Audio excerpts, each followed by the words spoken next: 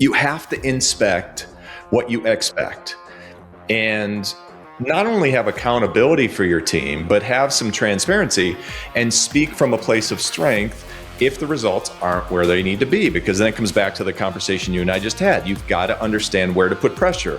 If you want to go fast, go alone. If you want to go far, go together, something like this. And that's super true in the world of entrepreneurship. And it, as much as I like to get after it and get started on projects from square zero by myself, there comes a day when, the biggest change is going from one employee to two employees, yourself to another partner. Unfinished Business Podcast Show with your host, David Sliman. Welcome back to Unfinished Business, everybody. And today we are joined by a great guest, Matthew Sniff, the founder of Map My Customers, a platform that is truly built to help outside sales professionals understand their territory, see their territory, optimize their routes, track activity, and ultimately do what? Drive more sales. So if you're a sales professional, or if you're a business owner and you have an outside sales organization, this is the podcast you're going to want to listen to. You're going to get a lot out of this today. So my background myself of being in field sales for so many years, I wish I'd have had this tool years and years ago. So Matthew, what took you so long, brother? Anyway, listen, the data is going to be powerful. We're going to talk about how Matthew is helping companies not only just build, but understand what goes on in the field as an organization, knocking down doors, managing accounts, planning routes, trying to maximize every hour in the day. Today, we're going to dive into this with an entrepreneur who knows his stuff. So on top of that, we're going to talk about how organizations really need to be thinking to stay competitive. So that's going to be part of our conversation as well. So enough of me blabbing. Matthew, I want to welcome you to the show. Welcome. Thanks for being here at Unfinished Business. Yeah, no, it's super great to be here, David. Excited for the conversation we're about to have. Great. Well, listen, let's start from the beginning. What problems were you trying to solve in your mind when you founded Map My Customers? Yeah, so it's actually, it's a fun story. I was solving a problem for my father, actually. So rewind 11 or 12 years ago, and I was at home for Thanksgiving with my family, and my father kind of approached me, and I had known what he was all about for a long time in terms of what his work was. He's an outside sales rep in the flooring industry. He's essentially retired at this point, but it's still out on the road a little bit. So he's 65, but he's been in the flooring industry selling for different companies his entire career since he was 20 years old, and it was, I can just remember back when I was 11, 12 years old, going around Northeast Ohio, which is where we grew up with him, visiting different warehouses and different businesses that basically bought flooring. And it was really interesting, David, because at the time he sold a pretty inferior product. Like it was objectively not the best product in its space by any means. And I just looked at him one day and I'm like, Dad, like, why do people buy this from you? Like, I just don't get it. Like, they have so many other options of better, product to choose from. And he goes, well, you need to understand that they're also buying Tom, right? They're also buying in the service component of it, and the relationship of what you're buying actually, who you're buying from matters a ton. So I just remember going around from, all through Northeast Ohio, through Amish country, where he would sell to different flooring retailers, and how he would go about planning, right, was really haphazard. He would start out on a Sunday night or a Monday morning with an atlas, because back in, that was still before the times of Google Maps and Waze, and he would plan out where he was going to go. And, your workflow as a mobile field rep, and I say mobile field rep because they're constantly on the road, is completely different than your inside salespeople, right? You're constantly concerned about where you need to be because your whole day is spent driving, right? And getting to place to build these relationships and meet these people in person. And it's just a completely different workflow than most millennials, and I would say folks who are in inside sales jobs, are used to. And so that was the problem that I was solving for when I came home for Thanksgiving break, and he was like, can you help me kind of plan my book of business better. He had 1,000 accounts across the Carolinas. He had moved from Ohio to the Carolinas, like, sort of 12, 13 years ago, and Yeah. sort of built it up from there, David, in short. Wow. What a great story. So it started with family, and now it's evolved into this much larger organization, which is fantastic. What was your background? Were you in, have you launched companies before? And this is more for the inspirational side of it, right? Because there's probably some people out there who may be thinking about getting in the business for themselves. But were you always in sales? Were you in tech? Like because I know you incorporate both of those. Like, what was your background yourself? Yeah, so just entrepreneurship in general, right? So I've done all sorts of things. So I'm a bit of a generalist, but I've run sales teams, I've run marketing teams. I've also built products myself, right? And so when I've seen a problem, I've been doing entrepreneurship since I was 16, 17 years old. So I've been doing entrepreneurship more than half my life at this point. And whenever I've seen a problem, I just think to myself, like, I just want to get after it. So let me just of see if I can start this on my own and grow it from there. So at this point, it's just kind of second nature. It's not about, it's kind of more about the problem I'm solving than it is like, what do I need on my team to get it done? Because there's always a part of you who wants to get after something. And I kind of have just like thrown a little bit of caution to the wind in some cases and kind of just like, gone after stuff. But that's most entrepreneurs. That's kind of your type. Yeah, I'd love to talk about the entrepreneurial journey here in this show, because everybody has ideas and everybody has concepts that they might want to come up with. And I commend you, because the one thing I always say is never going to be perfect. Listen, the stars are never going to align. And there's always going to be some reason not to do it. There's always going to be these reasons to do it. But you just got to act. Sometimes if you've got a great concept, you want to give it a shot, you've got to act. And I'd like to ask this one more question about the entrepreneurial journey. What were your biggest challenges in the early days of building this platform? So there's a lot of challenges along the way, right? So again, we're 11 to 12 years into it. I would say team building is kind of the biggest challenge you always face, especially when you're starting from the ground up. No one wants to take a chance on you when you're very little. Some people don't want to take a chance on you when you're very big, and you have to build a really good team. And I think it's if you look at the common thread of what's been successful for us over the years, it's always been you always think back about the people you hired and the folks who are on your team who really made it happen. Because there's that old saying: if you want to go far, if you want to go fast, go alone. If you want to go far, go together. Something like this. That's super true in the world of entrepreneurship. And as much as I like to get after it and get started on projects from square zero by myself, there comes a day when the biggest change is going from one employee to two employees, yourself to another partner, and there's certain inflection points, like when you hit like 10 people, 30 people, and then 100 people, where things get really hard. But it all comes back to, in terms of how the organization it changes. There's these like inflection points. But team building is, I guess, the main sort of challenge you always face, no matter what stage you're at. Yeah, I think it's a great perspective. You can't build an organization alone. I mean, you can, but you're only going to go so far, like you said. All right, now I'm going to shift gears a little bit. I want to talk about the product evolution, talk about business itself. How has let's just talk about the field sales landscape. Again, I started doing field sales in 1999. I'm dating myself here, okay, man? So you're a much younger man than I am. But the reality is, how has field sales changed? You've been doing this 11, 12 years since you started the company. And you're going to give some obvious ones, but I absolutely want to hear your perspective. Yeah, I would say, so field sales in general, how it's changed. Yes. I would say, there was COVID, right? And I think everybody thought after COVID, 6 years ago, it's hard to believe at this point, that field sales would be dead forever. And, the reality is it came right back, and there was really never even that much of a lull in the first place.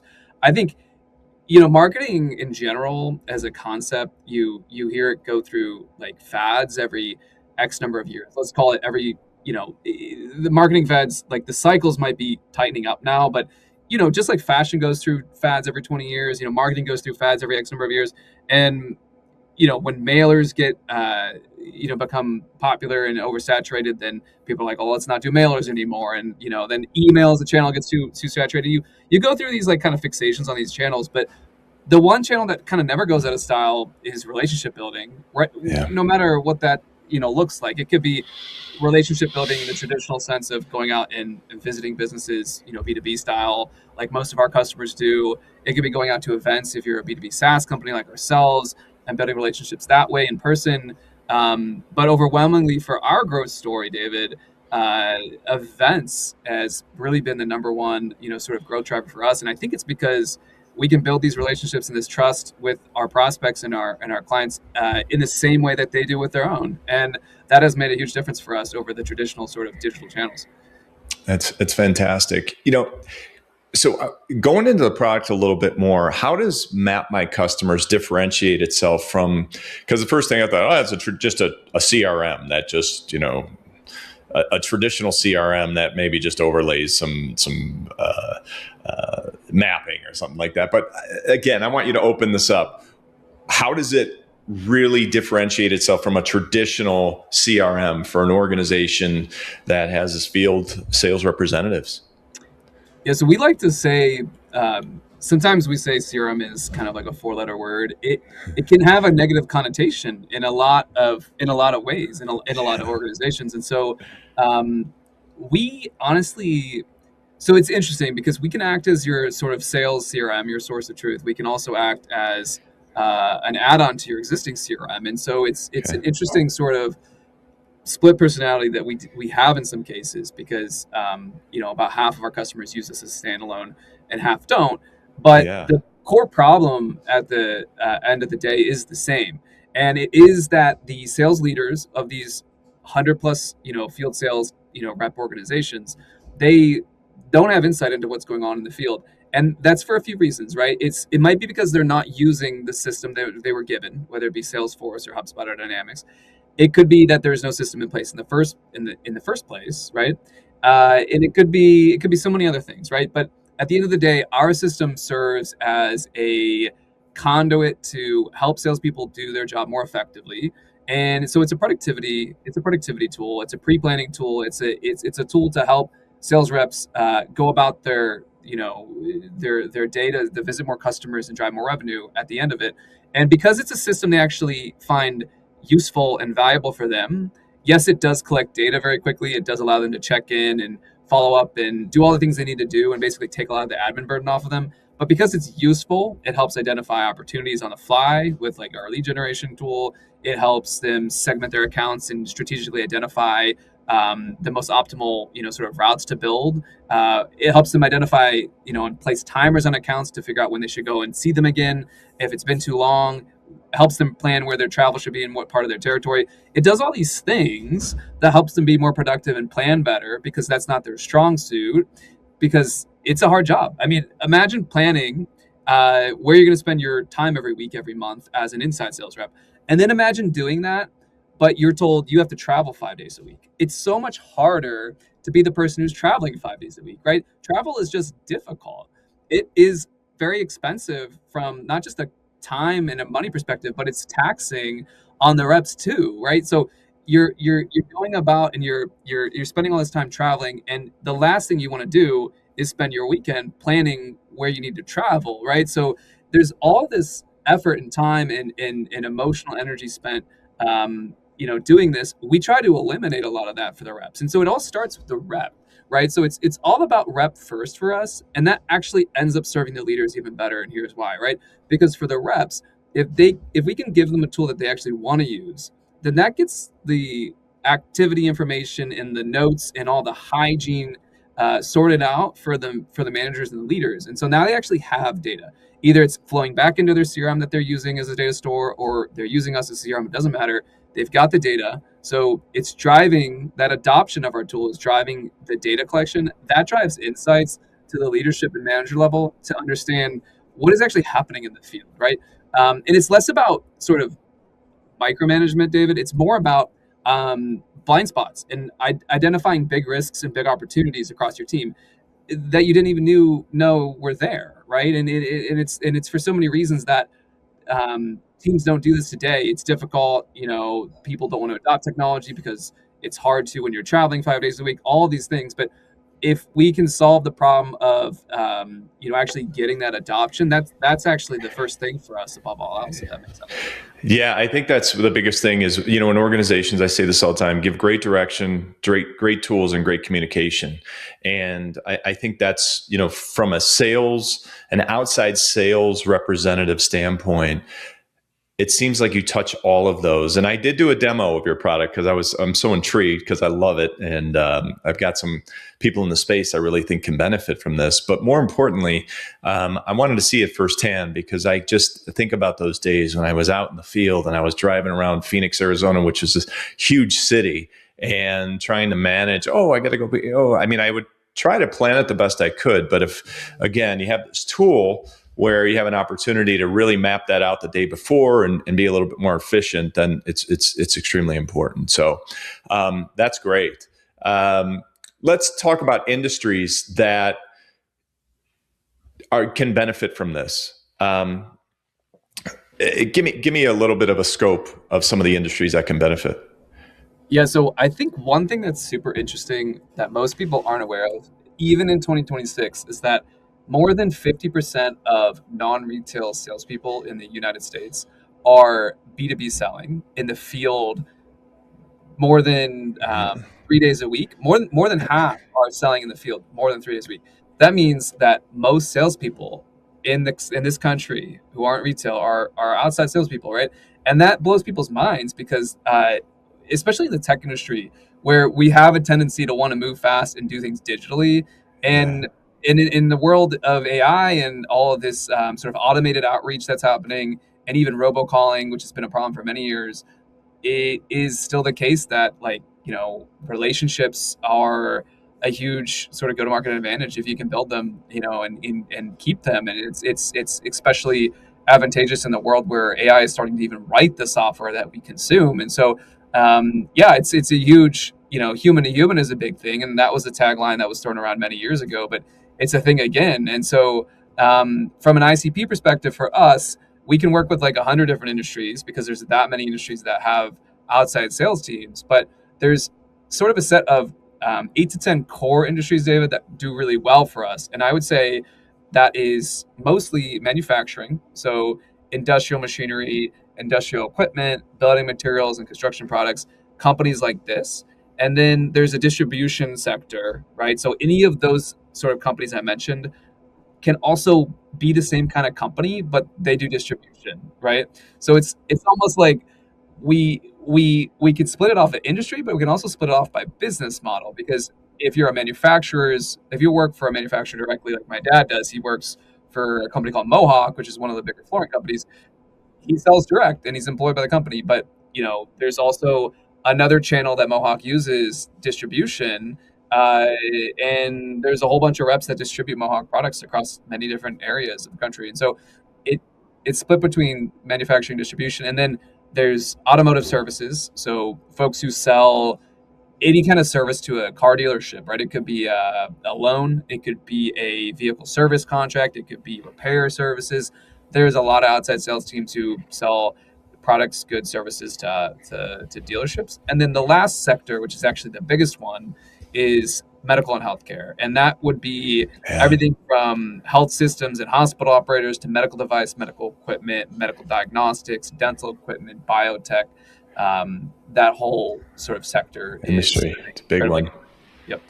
Yeah, big one. That's great. And you use the word, I want to, because I can't overshadow this, but or jump over this, but you talked about AI automation, right? Like, where does field sales still win in this? And I have my perspective, but I would love to hear it. And I think you said it earlier, but in today's world of AI and automation, like I said, where do field salespeople still win? Yeah. So, I mean, I think, again, like it's maybe hit the industry a little bit less hard than other industries. And I think it's for a few reasons, right? I mean, the way that you have to sell something if you're working in one of the industries I mentioned sometimes you have to physically carry that thing around, right? So if it's a medical device, you might be actually physically carrying it. There's no amount of AI that's going to do the human work of, actually demoing and presenting something that needs to be physically there in person. So there's that component of it. But I think in addition to that, it's become just increasingly relevant across the board as people try to stand out, and you can't fake the human to human component. And I think being able to manage your accounts the right way, like we have a specific customer of ours who I would say is in the top is in the top tier of operational excellence when it comes to operating their sales team in the field, right? They have 175 sales reps. So it's a big team and it's across the country, and they have it down to as much of a science as they can with how to build these relationships and maintain them. But when you hear about competitors of theirs in the market, and we've heard stories like this, they will say things like, "Oh my gosh, like, so and so, like it's so hard to win against them because their reps are constantly in the right place at the right time." It's like on from a tech angle, David, ABM is all about sending the right message on like at the right time. And some might even go so far as to say it's about not just the right time, but the right signal at the right time. And in the outside sales world, it's like it's a similar thing, but like when do you show up, and knowing when to show up at the right time and making sure that the relationship stays steady so that there's no opportunity for your competition to break in. You're not there's got to be a big enough sort of reason to change to go with your competitor, other than just a few cents difference in price. If there's a really solid relationship that will last, but you need to make sure that your reps are managing those relationships perfectly, right? And it's really hard to pull that off unless you have a system to help orchestrate and plan. Obviously that's something like what Map My Customers does, but it can make all the difference in a world in these industries where it's already predominantly sort of governed by the fact that like most people are doing field sales. It would blow your mind like just how much rampant sort of inefficiency there actually is, and how much sort of how many times there are incidents where reps just haven't seen an account in 3 years, even though it's doing a ton of orders. And it's like, that's unacceptable. And when I talk about the organization that is operating with almost full, operational excellence, like they're not seeing those issues because of the way they're structured and the way they're using technology to make sure that their reps are in the right place at the right time, every time. Right. Yes. Yeah. You talked about that excellence, and to be able to maximize and I want to speak to your program, right? Obviously they're using your program. What approaches are they taking within the program, if you can elaborate a little bit more, to maximize their results to this top tier of excellence that you called it, which I really love that. Can you give a couple examples of why they're in the right place at the right time, and how the organization may, and if you have insight to this, how the organization may hold their team accountable, and have that transparency on top of using the tool because it just helps them? Yeah, so there's a few layers to it. When we work with the new customer, oftentimes, like if we phase it, we say there's like 4 or 5 phases, right? The first phase might be they need to get their reps in the field using a system at all, and that either comes from a mandate from the leadership, or it is not a mandate, and they try to convince them that this is a tool that they want to use because it's going to help them make more money, which it is. But either way they go, let's just say that's the first step, is getting adoption. And if you get that adoption, you'll get the data collected. And if you get the data collected, then you can work on the next layer, which is, okay, how do we get insight into where the inefficiencies are, right? Where the big opportunities and the big risks are. And there's a few ways to do that, right? So with the system as it is today, it's really quick and easy to come kind of into the web application and see as a leader a single pane of glass to identify performance concerns, identify areas where reps are maybe losing out on accounts where orders are going up or down unexpectedly. There's also a way to identify accounts that might churn or at risk of churning because they have lost momentum recently against historical averages, and the rep has stopped seeing them as frequently. So you can identify things, David, like account neglect, churn risk. You can even find maybe accounts that are at risk of being too concentrated in one product line, right? Maybe they're selling, $1 million a year of something. You're selling $1 million a year to this customer, but it's only one product, and that like they need to be, buying 5 products to really be sticky. You can identify that. So there's kind of a concentration risk element to it, a product diversity risk to it, and also sales efficiency, right? So we can actually map out beyond just getting the activity information in our system. We've now started to collect revenue data. And what happens when you marry the two is something that inside sales has known about for a long time with all these tools to do what's called revenue intelligence. Revenue intelligence hasn't hit field sales. It's not because they don't want it. It's because it's traditionally been really difficult to get 2 things, right? To get the data from the behaviors in the field, like logging what's actually happening in the field, getting that data. That's one part of the equation. The other half is getting these invoices and revenue and orders from what is probably a command line ERP system that they've had since 1984, and marrying that together. It's just not you're not looking at an inside sales org where you're just connecting HubSpot to Gong and and QuickBooks, and then there you go, right? You can find out what's going wrong. It's not like that, right? So being able to actually marry this data together to find these opportunities, these risks at the account level, at the rep level, at the team level, and surface those very quickly. I mean, that's how you build an organization that operates with full operational excellence, as we call it. It's not easy to get there, right? We're just now getting there, and we've been working at this problem for almost 12 years, right? But like as you see it happen, you start to realize how, especially in these sort of more like manufacturing and distribution heavy industries, they that's how those businesses excel and sort of win against their competition. It's almost completely. It's in some ways very similar to all the tech industry and inside sales that goes on in that part of the world. Yes. I'm a part of, but it's in other ways very different, right? Because all of it's relationship driven and in the field. Really good, man. I think one of the things I want to touch on is your perspective in sales, because obviously we've talked about the product, and I think again, what the foundation you've laid down for this, real having that experience in the field, I see the connection across the board of how this can really help. But I want to hear you talked about the right behaviors, and I'm a big believer in making sure you're conditioning the right behaviors, whether that's your comp plan, whether that's your KPIs, whether that's however you're managing your team. But I'd love to get your perspective on what KPIs should outside sales leaders, and it sounds like a basic question, but there's some people out there right now who are trying to build a sales team. What KPIs should outside sales leaders be obsessed with? I mean, obsessed with.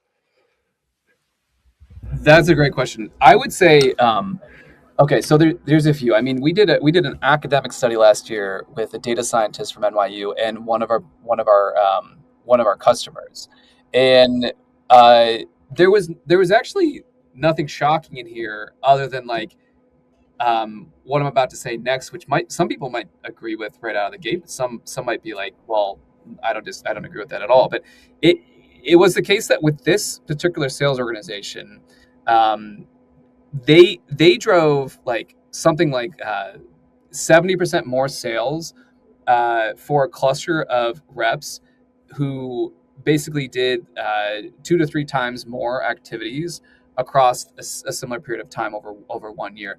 And activity was like the biggest thing, right? And it sounds so simple, but activity, they had the same number of accounts, they had the same size of accounts, they had there's no sort of like smoking gun as to like, oh well, maybe they just sold more because they had some kind of unfair advantage. It was an even playing field. The tenures were similar. When you looked at it all the same and just boiled it all down, it was the case that these reps just were in front of the customer often, and they did more activity. And you can dig it deeper and actually identify certain types of things they did when they visited that customer.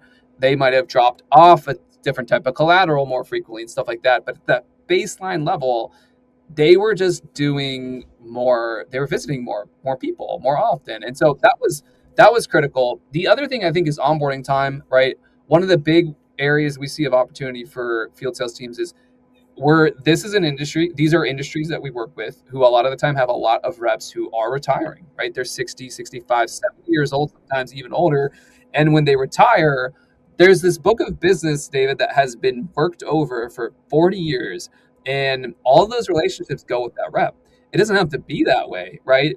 Another sort of really great practice that we learned from another customer of ours is when a rep is about to retire, and this is stealing, one of their great ideas. It's not something we came up with, but when a rep is about to retire, you can actually you can do something like put them on a 3/5 salary for 2/3 of the work, right? Or for 2/5 of the work. Have them work 2 days a week for 6 months, 12 months, have them onboard the new rep, actually make, hand to hand, sort of handoff of these relationships Great idea. for this period of time. And then after the 6 to 12 months, the rep goes into full retirement instead of half retirement or, 2/5 retirement. And the new person is fully off to the races. So there's that component, the relationship component that, I think is critical for a lot of these organizations because they're in industries where a lot of the reps are retiring. But then there's the technology component of it, like having the conduit to make that happen very seamlessly and easily. And where Map My Customers comes in is, the whole book of business is visually laid out. All of your routes and all of your territory management is all there. You can open up the system and you can just start to, identify your 4s, your 6s, and your 12s. Those accounts you need to see 4, 6, 12 times a year. And those are different kinds of accounts. They might be 4, 6, 12s based on the size of the account or the kind of, industry that they're in, or it could be the kind of product lines that they buy from. But for whatever reason, the strategic segmentation of those accounts is already done. The territories are already created. All the records, like all the activities and notes and all the routes are there. You're giving this rep not only a relationship handoff with the retiring rep, you're giving them the technology to be successful after that handoff period is over as well. So good, man. This has been such a great interview. And, a couple more questions before we go here. But the one question I want to know, Matthew, is, okay, listen, if you're a sales organization or you're building a sales organization, reach out to this guy. We're going to talk a little bit more about where you can find his company and all that good stuff. But I think the bigger question is right now, with everything evolving the way it is, what's next for you guys? How are you continuing to evolve and keep that relevancy and actually, build a better tool as you go along? Because listen, if you have a sales organization out there and you don't know what's going on, let me tell you something, you're not alone. There's a lot of them out there. Believe me, I've come across them too. And it's amazing. Okay. But you have to inspect what you expect and not only have accountability for your team, but have some transparency and speak from a place of strength if the results aren't where they need to be, because then it comes back to the conversation you and I just had. You've got to understand where to put pressure. KPIs, what should you be obsessed with? Where should you put pressure to either make it grow or have it break? One of the two. But back to my question here, what's next for you guys and what are some of the things you're working on to keep evolving?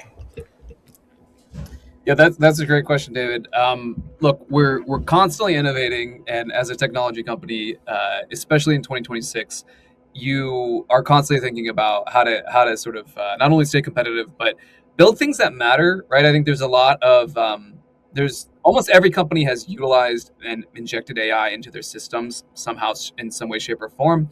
For us, what's interesting is I think most people in our industry are actually excited about the advantages that AI will bring, and not fearful of them. And for us specifically, as a system of record, as a platform of productivity, as a field intelligence system that you can act on, we see a lot of it. We see a lot of advantages to utilizing AI for hands-off usage of our tool, right? So imagine you're driving around, 5 days a week, like it can help a lot if you don't have to actually open your phone, if you can just speak to it, if it can give you a briefing of what you need to know about an account before you walk into that account uh, verbally instead of having to read it. I mean, there's all these field specific interactions that we're thinking about from the point of view of innovation that I think AI can help a lot with. And so there's kind of the making CRM more hands off and more hands free. The other side of it is that sort of intelligence component I was speaking to, which is not as much about AI as it is just insights around intelligence, right? How do you get to operational excellence as a field sales team when you might be starting from a point where, and this is most orgs, in fact, that we come across, your starting point is you don't know what's going on in the field. Your sales forecasts are driven by updates you get once a month from your managers who call their reps once a month. And it's just a big game of telephone and guesswork, right? You're going from that to data collection and data insights and inefficiency identification to the end all be all, which is full operational clarity and excellence across the org, which looks like the things I was talking about earlier around insights around revenue and order and rep behavior. Like you need to know, like, if a rep is putting too much energy into accounts that aren't driving that much revenue, why are they still visiting that account so much? And vice versa. Maybe there's accounts that are driving a lot of revenue, they don't see that often, and they could be doing even more with extra products you could be selling them, right? There's all of these things to identify when you marry the data silos that are out there. And these data silos are much worse for these industries that we deal with in manufacturing and distribution because the systems are older, they've been in place for longer, the organizations are bigger, and there's politics involved, right? So for us, there's innovation around the realm of the end user experience and making the reps, the day as seamless and effortless as possible using our technology. And then there's the leader quotient and component of it, which relates back to really how do we drive towards a product roadmap that delivers operational excellence, even if you might be 5 steps away from that? How do we get orgs to that level? Because that is what is required and will become table stakes in the future to survive in the market. So great, man. So great. I'm telling you, you got to get with this guy. If you got a field sales team, get with his company. It's really important to keep an eye on everything. And we've talked a lot about that today. Okay. Matthew, where can people get a hold of you? Yeah, or your team? Yep. You can visit our site at mapmycustomers.com. You can visit me and reach out directly on LinkedIn. I'm at Matthew Sniff on LinkedIn. And that's probably the easiest way to find us. Yeah, man. Yeah, this guy's doing some great stuff. I love the conversation. I love the tool. I love the opportunity to have you on the show. I want to thank you for being here.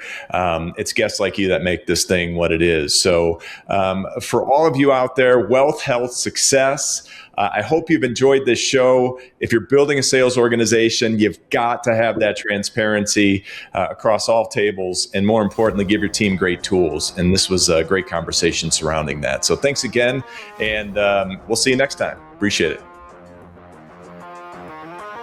Unfinished Business Podcast Show with your host, David Sliman.